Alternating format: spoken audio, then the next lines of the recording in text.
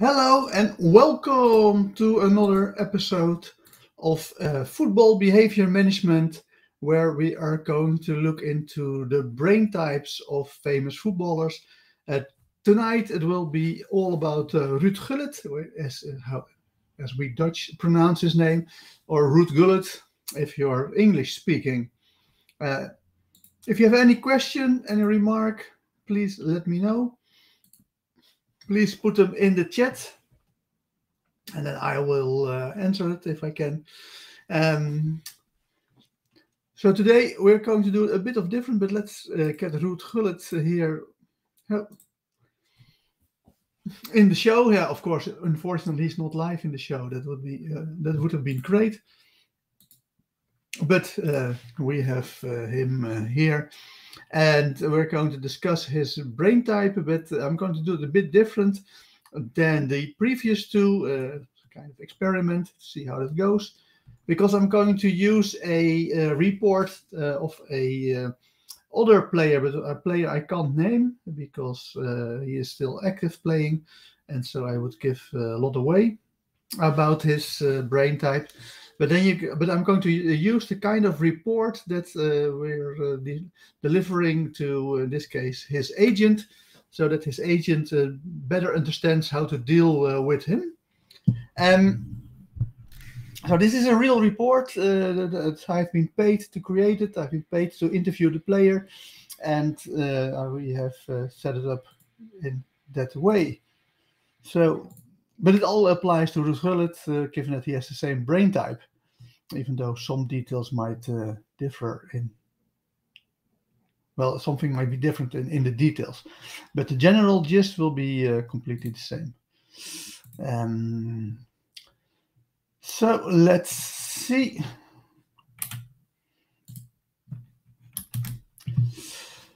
So I call this report brain type 3. Every brain type has its own number, of course, but this is a report about type 3 successful worker, brain type 3. On the pitch being the field that they play. And so I start with a simple introduction in the same way that we have different body types, we have different brain types. Your brain type determine your evolutionary behavioral patterns. These behavioral patterns determine how you are, and these are the important ones, of course, how you are motivated, how you deal with your emotions, and how you learn. These behaviors are relevant for football. Evolutionary behavioral patterns are best explained by the neuroscience of Cybernetic Big Five Theory. We did a general introduction that you can watch on this channel or in this stream. So I'm going to go over it quite quickly.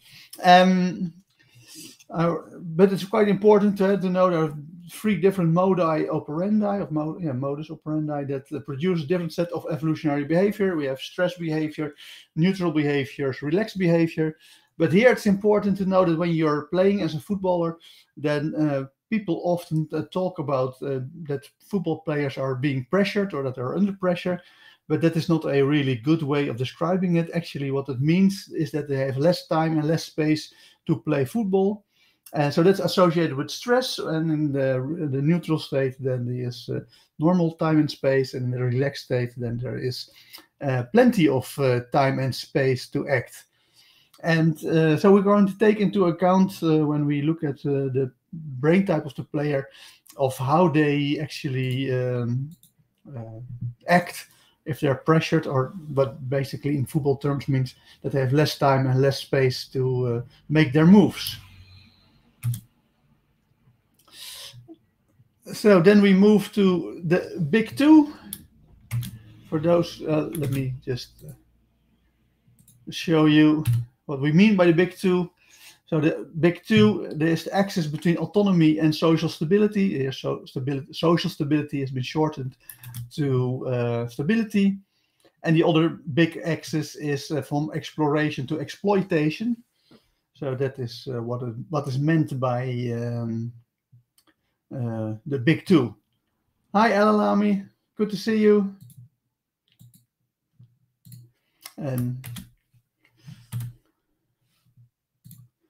And so then if you look into the type 3 successful worker on the pitch, And then if you look at the first one, going from autonomy to social stability, then you can see that if there's more time and space, if he's quite relaxed, then he is still quite autonomous and will attack well. Of course, Ruud Gullit has been a famous attacker or striker, so that fits very well. So it is very important for him to stay relaxed, but also it's nice when he has more time and space. In normal time and space, it's about the same, and we can understand this because if we go back to this model, then of course you can see that the relaxed type 3 successful worker moves from the 3 to the 6, and he goes across, but he doesn't. So he does move on the axis between exploration and exploitation, but he does not move on the axis between autonomy and stability. He stays on the relative autonomous side, and that is in football the attacking side. So let's continue. But if he's stressed, if he has less time and less space, then the type 3 successful worker goes into social stability, and he will be better at defending. That might not be that good, but we'll see that it is with type 3 successful workers a very mixed picture, because it does give them a lot of anger, which they can use as in their for their aggression. If they want, most managers want very aggressive players, so they can actually use it. But this is something that we come back later. But if you look at scanning and passing, the going from exploration to exploitation, then you can see that if he's relaxed, then he is going for exploration. But if he is in the neutral state, then it is exploitation. And the difference is that when relaxed, then the player can actually scan the patterns of the opponent team and can think about stuff and predict where they will attack, how they will defend, where the opportunities will be. Whereas exploiting is actually seeing a direct opportunity that they can exploit directly. Hola, Adonis.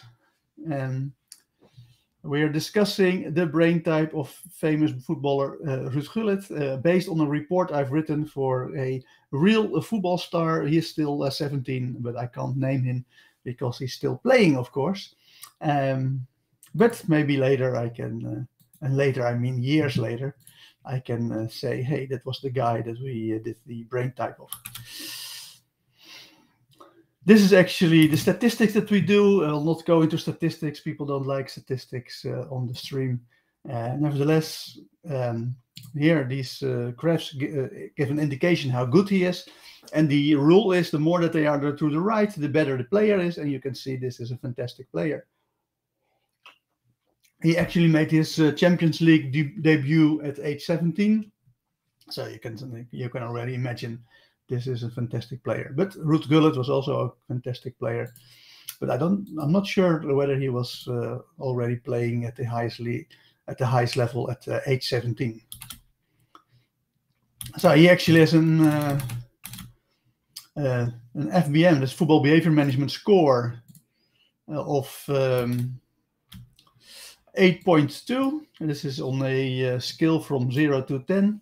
And 8.2 is super good. It's just good, very good player. This, and actually this is a updated graph because the graph was very interesting. Because the graph that we used in the real report for the agent, then he was like a 7.3 player or 7.5 from memory, and he actually did improve his play after he learned about his own brain type. So we don't know whether that's directly related, but it could very well be. And so we're going to keep track of this, if they actually improve their play once they learn about their own brain types. Because when you learn about your own brain type, then you better understand where the negative behaviors come from, the positive behaviors come from, and you understand better how to apply this model in a way that you can support your own career as a player, but also your own play. And you learn how to create the circumstances that give you the biggest chance for peak performance. So it was very nice to see that this player actually improved almost straight away after he learned about his brain type. So now he's even better.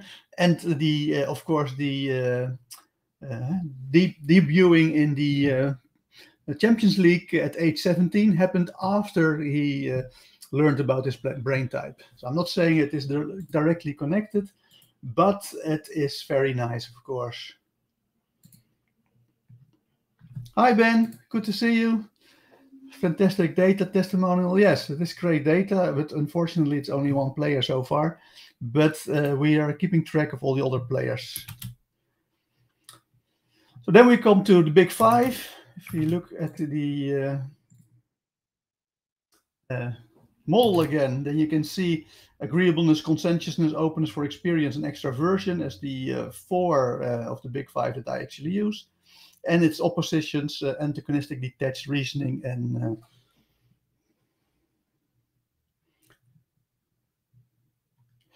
disinhibition. I'm sorry to hear that you glitched, Ben. It is undoubtedly the whole responsibility of Twitch. So let's see how it applies to type 3 successful workers in the report. So again, we have more time and space. Should have made it bold. It was more obvious. Then we know he's on the lower half of the model, near autonomy, but also near antagonistic. So quite antagonistic, likely to attack well. That's all the attacking part. But he has a bit lower conscientiousness. He has a much lower conscientiousness if he has too much time, and much higher disinhibition. So here, the moment that a player with a type 3 successful worker brain gets more time and more space, that will often lead to the situation where he actually starts to follow the instruction of the managers less. He is just going to think of things and then think, I have a great idea, let's try that, rather than follow the instructions to the letter of the manager.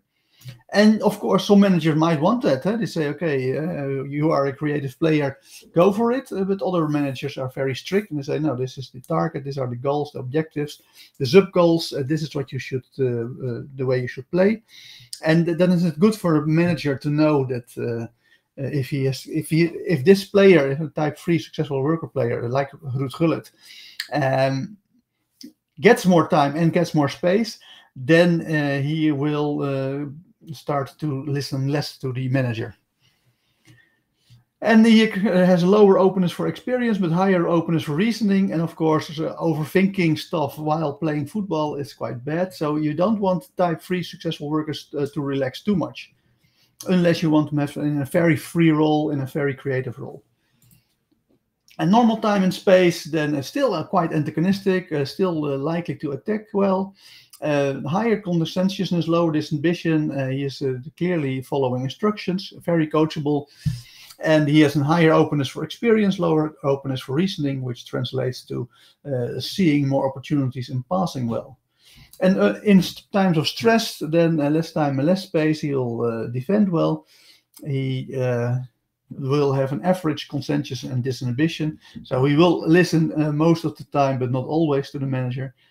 And he will have an average, he will both be able to have a preview of how the match is going to develop with game intelligence, but he's also still seeing most of the opportunities.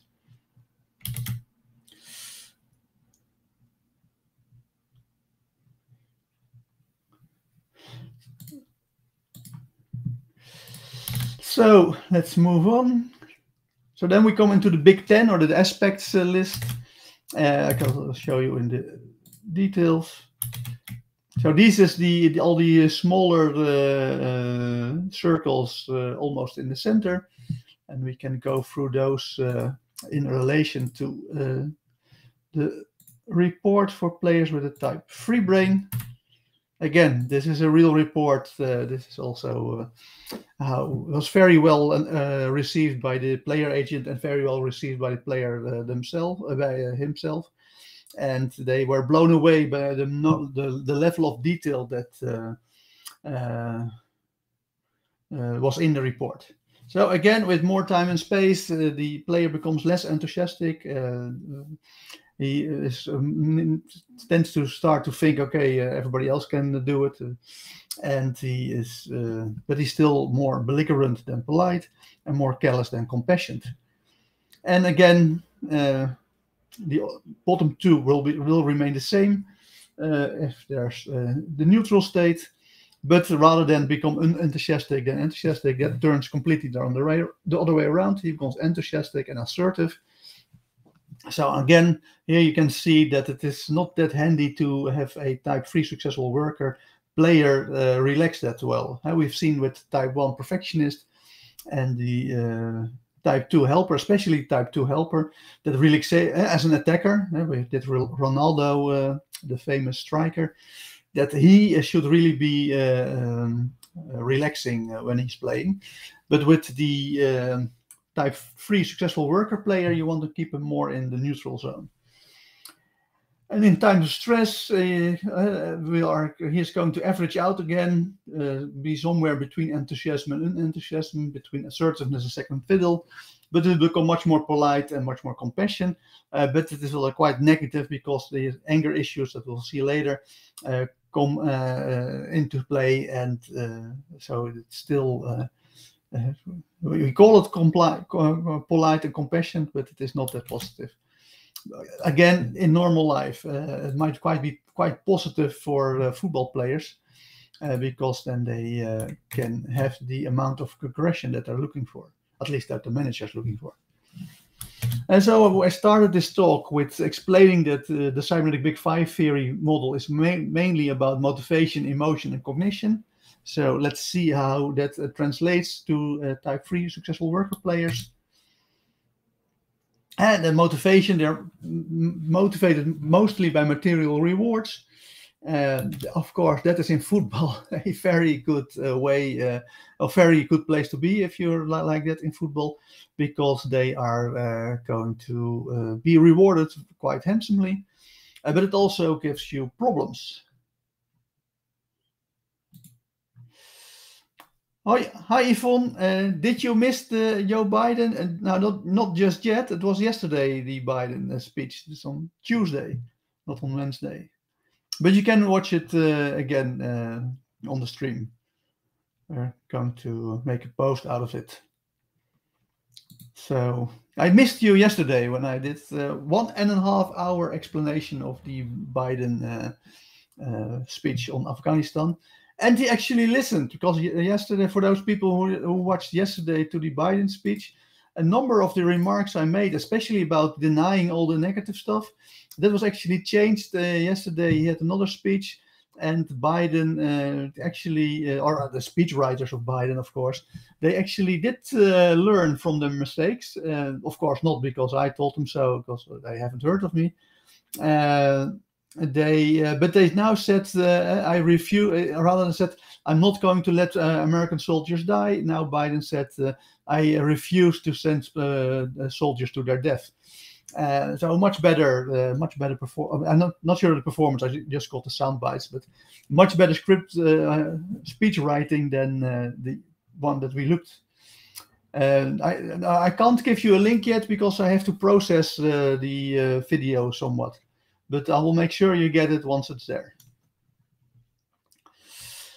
And so coming back to type 3 successful workers in football, they are going to be handsomely rewarded. You have to figure that this 17-year-old kid is already making between 100 and 200,000 euros a year. My bad. My type 3 brain just goes wild. So that's a lot of money, but he still has to go to high school, and it creates problems. We'll see that type 3 really wants to have everything. He needs to have purpose. And of course, high school has no purpose for him because he's already making much more money at a 17-year-old than his teachers. So this is one of the things that the agent has to very carefully handle to make sure that he continues to make smart decisions, even if those decisions do not immediately lead to material rewards. Well, type 3, my brain type, is Ruud Gullit and this player. They tend to find sadness, especially sadness as separation anxiety, the hardest to deal with. But they will put their emotions in the refrigerator. This is, of course, and that come across as quite unemotional, even though they are quite emotional players. Of course, this was a big revelation to the player and to the agent, that they saw this player as being quite unemotional, and then they learned, no, he's not unemotional at all. He's actually quite emotional, but he's just putting all the negative feelings into the fridge. He doesn't want to deal with them. But sometimes they get emotional and they don't understand that. This is another where, in general, people with the type 3 successful worker brain, but also players, of course, especially football players, I think, is that they are quite relieved when they hear that because the type 3 successful worker tends to defrost the fridge by crying at very specific situations. What I already said, rags to riches stories. That's what they really, get them emotional. If you want to see me cry, I'm not sure whether it's going to be broadcasted, but I have been in the public of the Paul Witteman masterclasses. That's going to be broadcast on national television this Sunday. 6:15 on NPO2, if you know the thing. And this is a masterclass with great violin players, with one of the Dutch superstar violinists who explains how they can become even better. Yeah, this is just the rags to riches stories. 19-year-old kids, 18-year-old kids learning to play even better, to play the violin even better.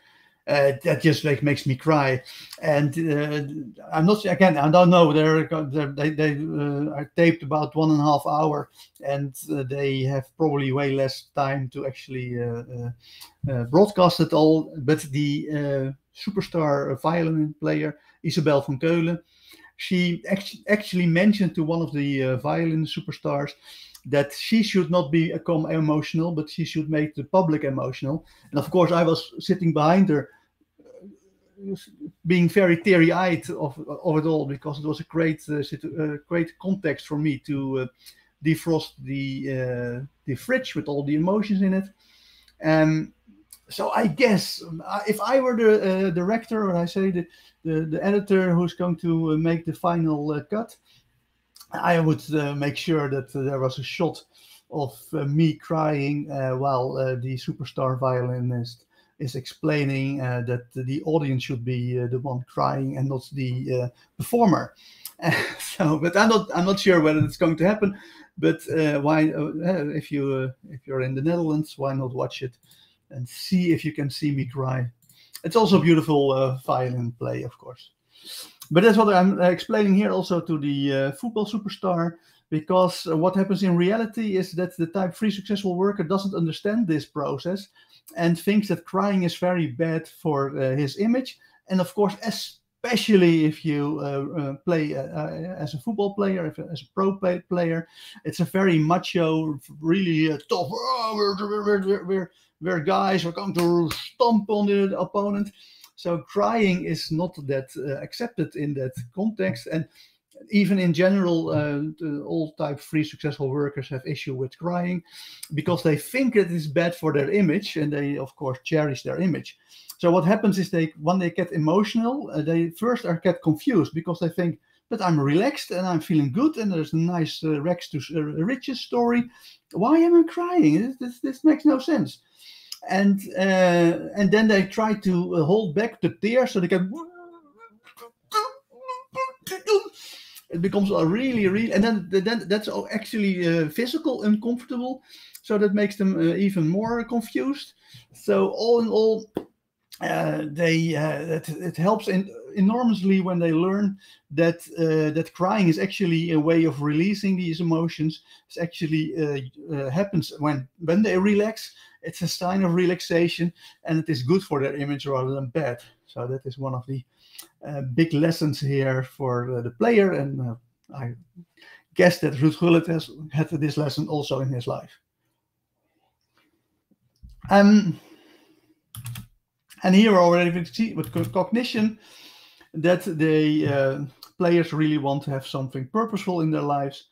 So if it's not purposeful, it's very difficult for them to continue enjoying it. And that's also the reason why I love it when you watch this stream and you actually follow me. And it doesn't make sense. It doesn't whether you will follow me or not, because I don't. There's nothing extra that you get if you follow me, but it is good for my image, and I feel then that I'm it becomes more purposeful for me to do these streams if people follow me. So you can steer my behavior by following me. Faker Simic has a question. Hi, Faker Simic, good to see you again. What is putting feelings in a refrigerator in VACOG terms? Are there no feelings, or do they experience them but don't show them externally? So for the people who don't know this is part of the neuro-linguistic programming stuff that I do. I do actually ABC, NLP, combining applied behavioral analysis with neuro-linguistic programming. So I can explain it in quite detail. So we have, of course, the VACOG stands for visual, auditory, kinesthetic, something with an O and something with a G. It has to do with smell and taste, but it's minor. The major senses are visual, auditory, and kinesthetic. And so if it's putting feelings in a fridge, well, obvious it says the word feelings, so it has to do with kinesthetics. And kinesthetics have submodalities. One of those submodalities is called intensity. So what type 3 successful workers do, at least I do, but my guess is that the others do the same, is that they actually dial down the intensity. So what they say when I put my feelings in the fridge is that they dial down the intensity of the negative feeling to something quite low, like on a scale from 0 to 10, say 0.1 or something like that. So I hope that is a good answer to your question, because it's a perfect answer. And then we have Shaila. Good to see you, Shaila. It is more likely that the relaxed type 3 have no problems with showing his emotions. No, I think it's yes. So the emotions, the tears, the crying, that actually happens more when they relax than when they are stressed or when they are neutral, because then the releasing of the emotions doesn't happen. So actually, and this is what fucks up type 3 successful workers in their brain or in their experience, is that they don't understand why they are crying. They say, why am I crying? Oh, I don't want to cry. I need to stop this. So actually, relaxed type 3 have more problems showing their emotions, because then they actually feel those emotions and they are unable to dial down the intensity to a level that they can deal with. So that makes it, of course, really fucked up that if you're relaxed, that you then get into problems. Of course, once you learn that this is just a very healthy way of releasing your emotions that you have put in the fridge, then, well, you can see me cry on national television. So there is every reason that type 3 successful workers can learn how to deal with this better. But the way I say it, they have more emotions when they are relaxed, but it is still a problem for them to deal with it. And Ben still says Moneyball of football. Yes, well, there's many people who claim the Moneyball of football, but in reality, it's very difficult to get any money out of football. I'm currently working again also for Leicester and FC Twente here in the Netherlands, Kortrijk in Belgium. But especially Leicester is, of course, a big Premier League football club with lots of money. But they don't want to spend it on stuff like this. They want to spend it on players, even though this will make their players much better. And then the player will become worth more. And of course, with the little bit of money that they would spend on me, compared to how much more their players would be worth, this makes it a no-brainer business decision. Nevertheless, the football world is very conservative and doesn't want anything to be changed. Here we go with the neurogram. So the neurogram is my model based on Cybernetic Big Five Theory. Wouldn't you specify that it's better to release good emotions and that it's actually good to dial down the negative ones? No, I would say that it is much better to actually eliminate the negative ones. So the problem with dialing down the negative ones is that you lower the intensity, but the negative emotion is still there. It's just that you're not that conscious of it. But when you use a technique as the spinning feeling techniques, as demonstrated here on the stream, then you actually eliminate the negative feeling, you get rid of it, and you replace it with a good feeling. That is much better. I know, because in the 90s, I was very good at dialing down the intensity of negative feelings, but I still felt bad, I just didn't know it. And then when I learned to actually stop negative feelings and replace them by good feelings, I was literally a changed man. When I came back from the States in 2000, after having visited Richard Bentley for the first time, and my friend said, "Wow, it really works, that neuro-linguistic programming." And I said, "What do you mean?" He said, "Yeah, you have become so much less of an asshole." So I thought, huh? What do you mean I was an asshole? But in hindsight, I understood. I was so stressed out of my mind, but I didn't notice it myself. But my environment, the people around me, they did notice it. Excellent, nice distinction. Yes, it's a very good distinction between having low level negative feelings negative feelings with a low level of intensity, so that you don't consciously notice them, rather than just get rid of them. It's a nice distinction, but also an important distinction. And so to continue, we already discussed the whole autonomy part and the attacking and creativity part.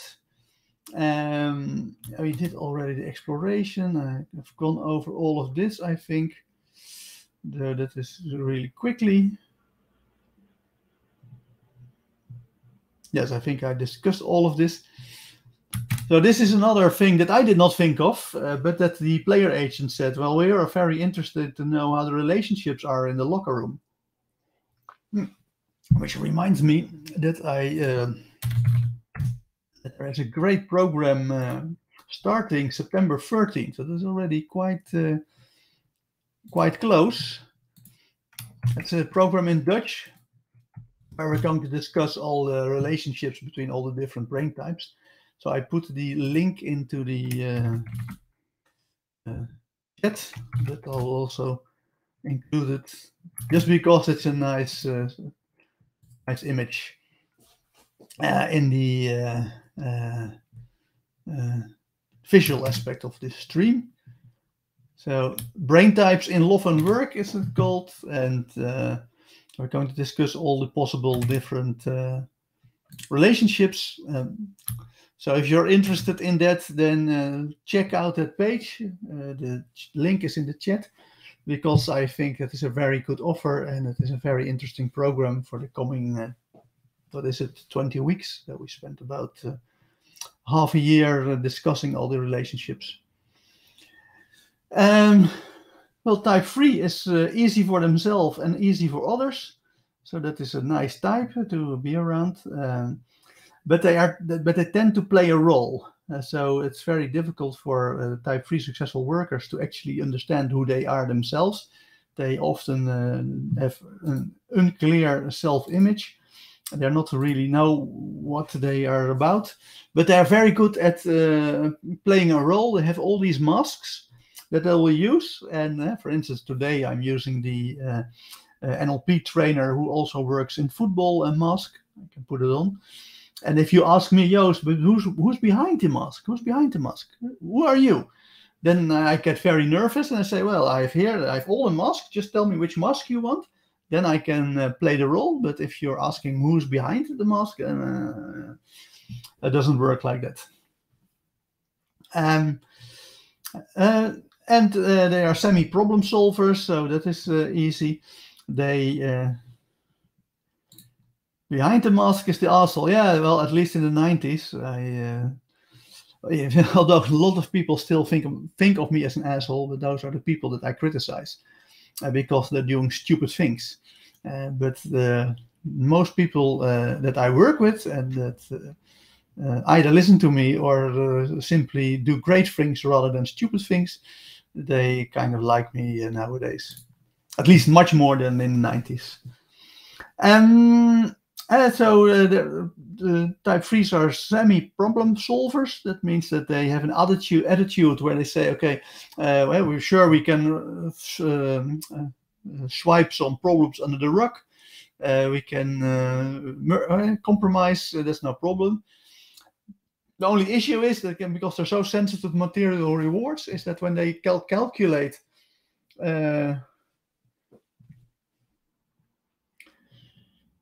okay, then I misunderstood you because I linked being an asshole so much to myself. So you're saying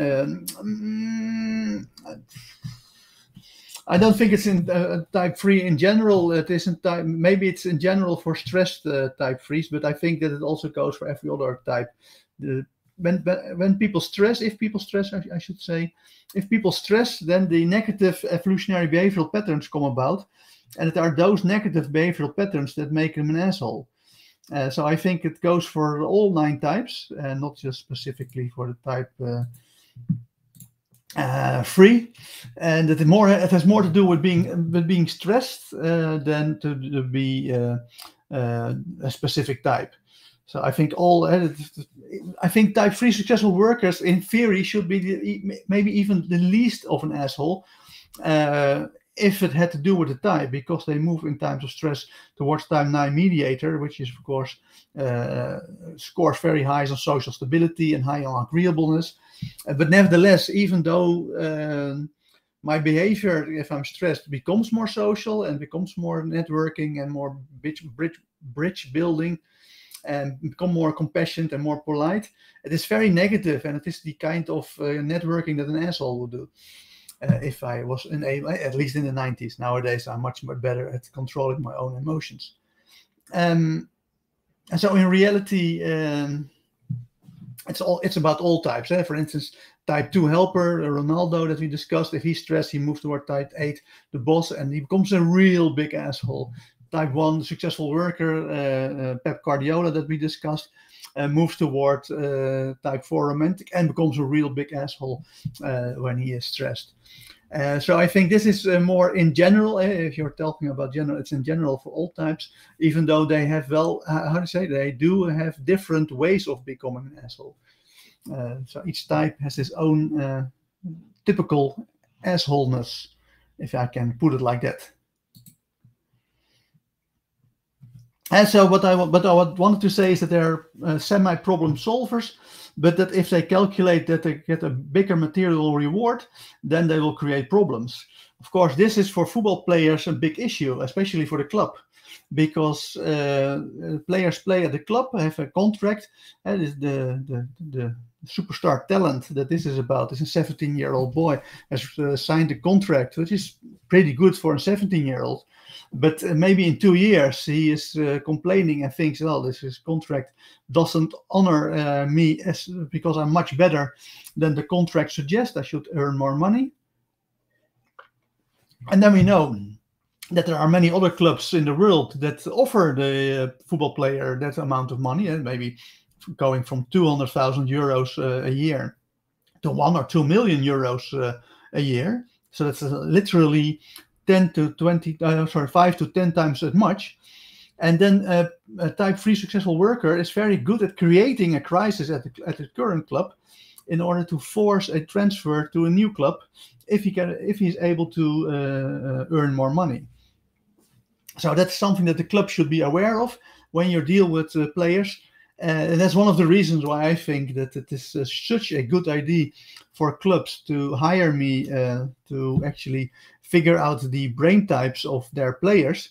Because if a type 3 successful worker player who's a very good one of your best players and a great talent, starts to create problems, then the club would never. Why is this player creating problems? Then if they knew that he had a type 3 successful worker brain, that would have helped the club but understand why he's doing it, and they could maybe offer him more money if there's important that he stays. So again, you see why it's so important to know the brain types of your players as an agent and as a club.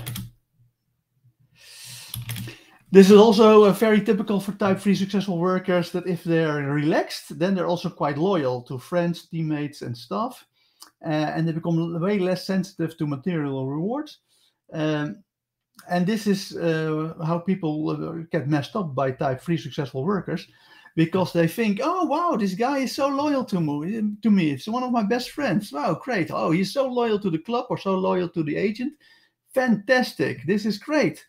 But they don't understand that this is only the relaxation behavior. And the moment the relaxation stops, then the loyalty drops and it becomes a much more vicious relationship. And of course, the antisocial personality disorder that the type 3 successful worker is associated with. Not saying that this player or Ruud Gullit has that antisocial personality disorder, not at all. But I say there are little drops of it you can find in the evolutionary behavioral patterns of this player and Ruud Gullit and myself. And then, of course, if we are not relaxed, then that loyalty vanishes like a drop of a pin. And that is really weird for people, because they think, wow, this was such a loyal person. How come he's now disloyal? But in most likelihood, it's because he's stressed and probably can find a better material deal elsewhere. Of course, they connect best with players with type 6, but type 6 is underrepresented within football. So the player that is most likely to like you as a type 3 successful worker is very rare within football. So that is not what you actually meet. And on the other hand, most players and most staff and most managers have a type 9 mediator brain, and that's actually the type that dislikes a type 3. That the type 3 dislikes at the first instance. This is all very superficial. You can easily overcome these issues, but if you don't know that it has to do with the differences in brain types, then you just think that this is your intuition warning you against people. So the type 3 successful worker as a football player might be over suspicious about the manager or staff members or other players because of this initial bad negative reaction. Fortunately, the other way around is that, of course, the other players with the type 9 mediated brain really like the type 3 successful worker player.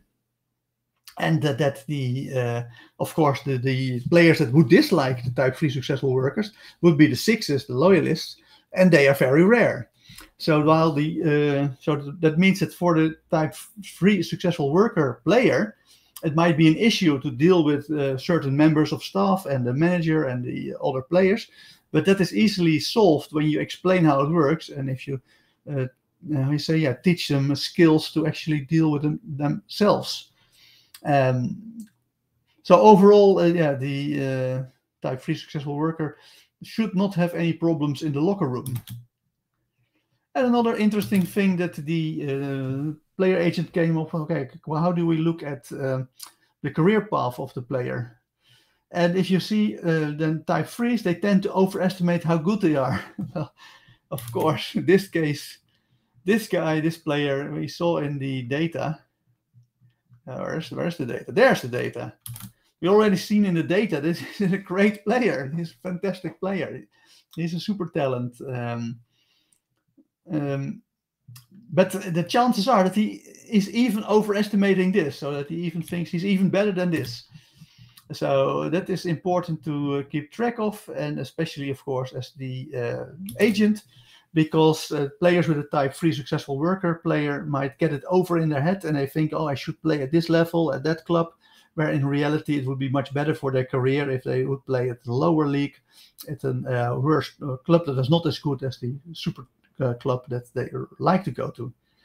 And of course, they want to go with their career like they want to be the rocket ship. Of course, this is about a player who is 17 and who has already has his debut in the Champions League, the highest level of football. So his career is going off like a rocket. But that should be very well managed, of course. And they want to have a very efficient strategy to achieve their goals. So if they want to go like that, and they can be very ruthless, and they can have a very clear path for themselves of how they're going to achieve the level they want. Can brain type 3 will be a good trainer or not? Well, Ruud Gullit in Dutch and Ruud Gullit in English. He has also been a manager. He is often considered a great player who has been a very bad manager. So I don't know whether he will be a great, but I don't know whether this generalizes to freeze in general. I should, know more trainers who has a type 3 successful worker brain before I can comment on it. But there are many reasons to think that type 3 successful workers might have issues with being a manager. For instance, if they but then we go to a completely different context. But if you give the type 3 successful worker the absolute power within an organization, then they tend to abuse that power. So the case in point is President Trump. President Trump has a type 3 successful worker brain. Best president we ever had, of course, at least he thinks. He has the best words, and of course had everything perfect if it were not for all the fraud happening in the voting. So you can see that but of course Trump is a very unhealthy type 3 successful worker, very much stressed, doing everything wrongly. So that is actually a example of the probably one of the worst persons to put into a position of power. So would Trump be a good manager for a club? Well, it depends. Again, clubs often have quite a dictator as a manager. So if the club is capable of dealing with that, then maybe yes, then the manager, type 3 successful worker manager, might be a good one. If the club or the team or the players need a manager who is very social, very creating a group of friends, a team that is really into social stability and really into agreeableness, then the type 3 successful worker as a manager would be a very bad combination. So I also think there are good reasons to always check the brain type of your manager before you hire him. So good question. Thank you, Alalami. And so to continue the career path of the type 3 successful worker as a football player is that because they score so high on extraversion, they are very sensitive to material rewards. And that means that they're also going to behave in a reckless way. And that also means that they might make decisions in their career path that are very reckless. That they say, okay, if I can play at this club at this level for €1 million a year, but I can play at this level for €2 million a year, I'm going to try and see if I can do that, even though it might not be the best decision at this point in my career. It might be much smarter to first see if I can make it at this level before I try here. But the type 3 successful worker brain would say, no, I want to go for the highest possible. So that again is very much an issue for the agent, and he needs to manage it very carefully. And in this case, the player, even though he was only 17, already said, well, at the end of my career, I want to play for a very bad club, but for an extremely high salary. Then I want to make 4, 5 million, 6 million euros a year. I just want to cash out at the end of my career. So that is also typical for type 3 successful workers. I'm also planning to cash out on the end of my career, but I fear that my career will take me to the end of my days. And then there will be no time to cash out.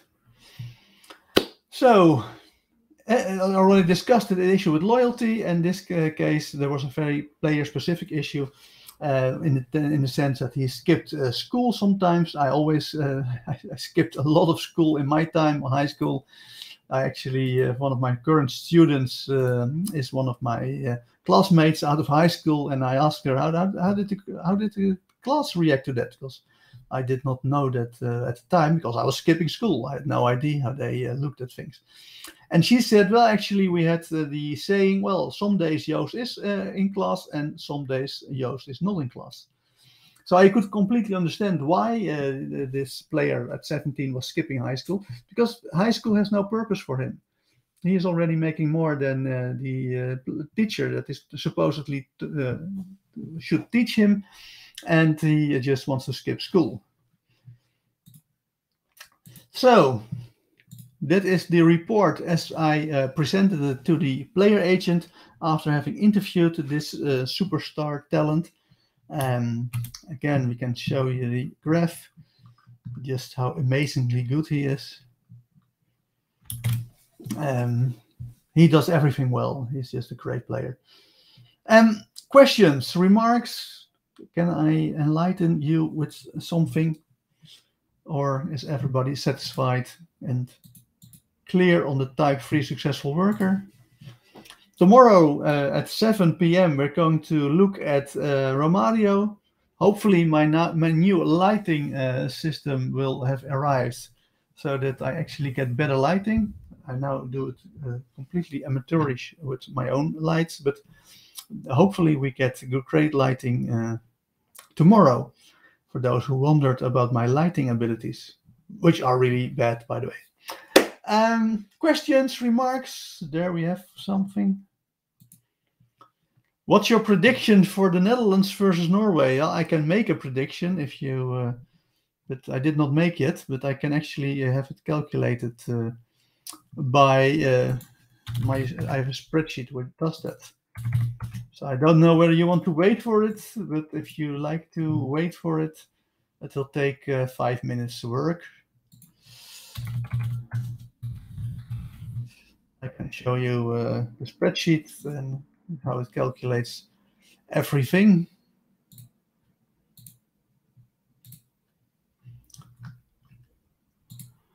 And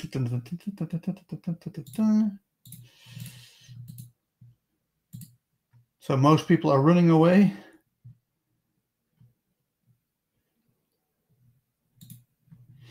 People who cannot resist to cheat when playing a game, is it likely they have type 3 brain? No, not necessarily so. I don't know for sure. Of course, the type 3 is into deceit, but the type 3 really, at least I do, really likes playing games. And I think that they like playing games more than, and they also have this need to win. There's no doubt about that.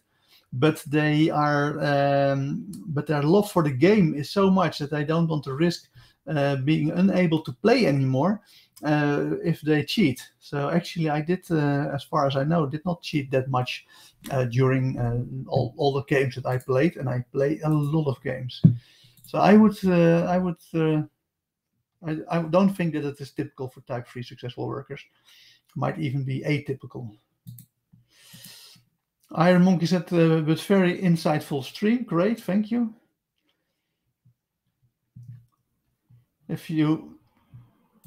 Do people want to know what the prediction of my model is for the Netherlands versus Norway?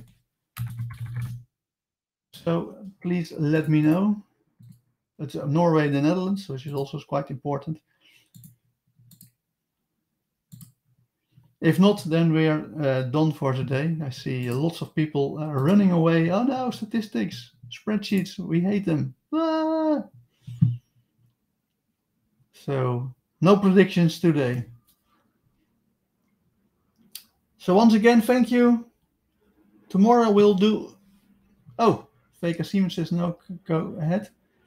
What is your favorite game? Yes, my favorite games are live action role-playing games. We want to know? Okay, I'm going to do it. No. So I'm really into... I've been playing lots of live action role-playing games. That's where you all dress up as a monster, and then I had a big sword and can kick people's ass, which is great. Okay, so let me check, see if it's... I'll do it on the stream.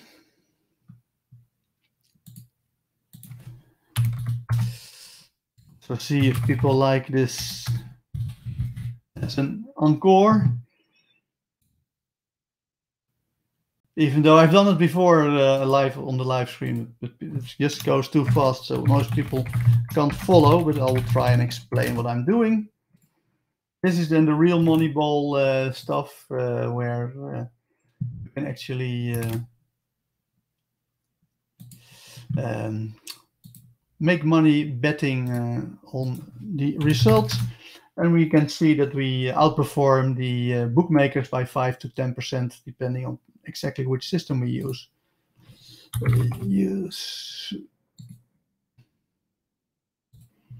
So this is the betting thing. This is a piece of software which has all the data of all the matches, also all the videos. So let's see how many matches there are. Not that many. Now I'm going to download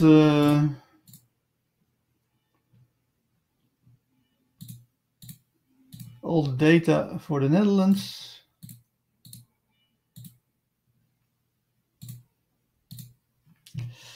Hopefully they're downloaded. Yes, they are.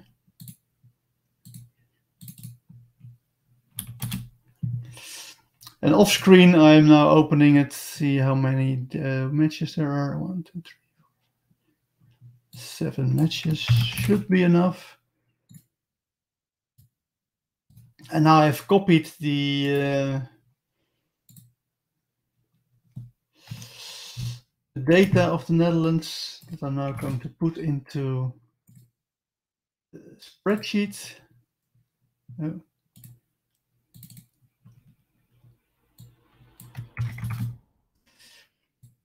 You can see how boring this work is. Oh dear, I made a mistake.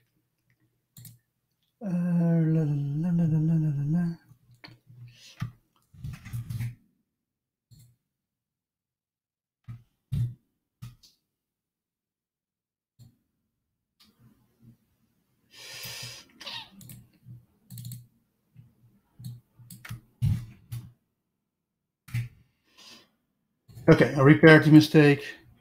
I feared that I put in the passing information in the defense. So now I put in the data for the Netherlands in the system. Now we're going to look up Norway.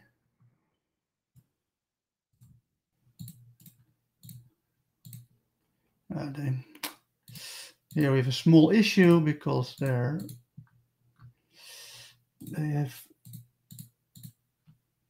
not that many matches this year. So I'll take last year.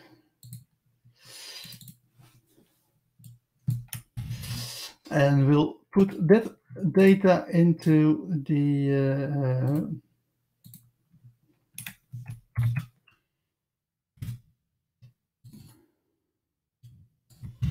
spreadsheet.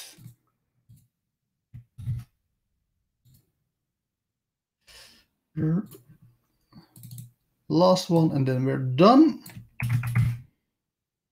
So now all the relevant data is in the spreadsheet.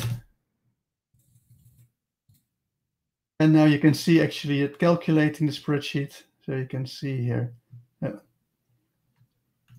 actually the numbers being calculated.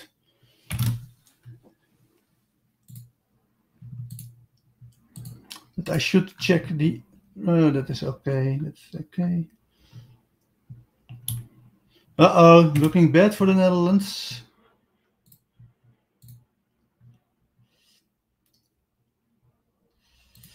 There's a question. Have you watched the movie Moneyball? Yes, of course. They use statistics to win baseball games. Yes, they do. There's a lot to say about it, about the movie, because that's not completely as it went. But we do the same for football. Again, for FC Twente, Leicester, Kortrijk. Oh, that suddenly all changed. The Norwegian team is just very bad at passing. Dutch team is much better. So we get a, I don't know what the betting odds are, so let's ignore those. So here we have the percentages. So there is a 27% chance that Norway will win, a 55% chance that the Netherlands will win, and a 16% chance that that will be a draw. So here you can see 55%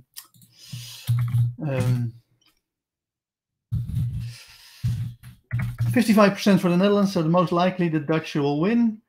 Let's see, let's put in the odds for the what the bookies have. The bookies have also that the Netherlands will win, at least the Dutch bookies.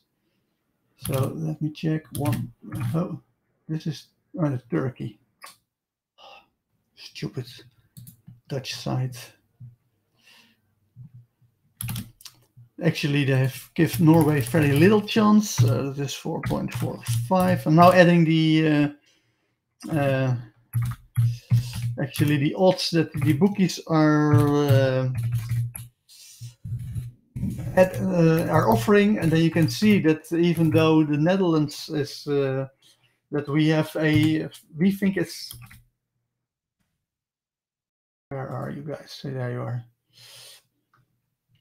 So even though that the Netherlands, we think it's a 55%, and the bookies think there's a 52%. So we have a 3% more likelihood that the Dutch will win.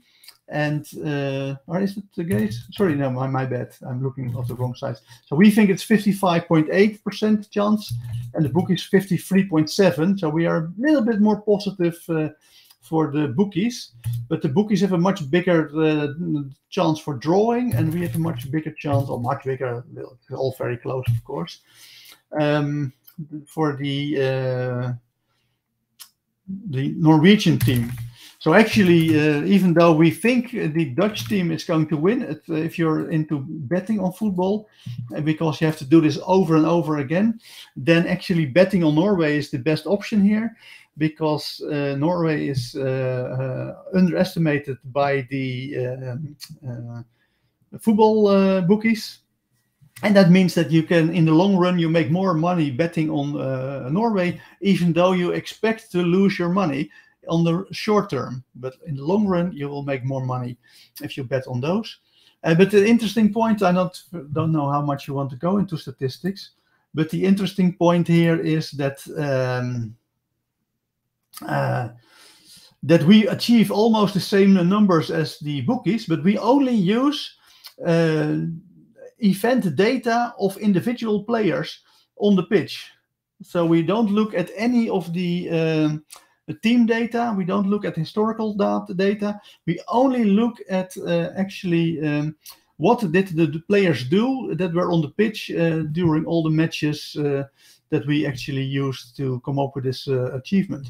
So I hate to I say blow my own horn, but I think this is an amazing result, that you can use data of individual players and basically data. You can see it here. Of course, we do look at goals, but then at the goals by the players. XG is another stat about goals. Shots on target are, of course, actions by the player. We look at penalties, how well they are doing at penalties. We look at defensive duels won, lost, aerial won, tackles won, interceptions, clearances, fouls, and cards, and then of course the amount of passing that goes about. Forward passing are important passes, long passes are often progressive passes are even better. So we look at all of that, but we only look at it at the level of individual players, and then it tells you almost the same as what the bookies do based on historical team data. But we use it in a way. Do you also incorporate the bondscoach as a variable? No, not at all. Of course, if the bondscoach or the manager, as the English people would say, if he does a great job, then the players will get better data, and then those better data will get a higher chance of winning in the lineups that we create. But so in that sense, the manager has an influence, but that is the influence through his players, and it is a very indirect influence, but it is not a direct variable. Any other questions about the future that you want to know that I can calculate for you?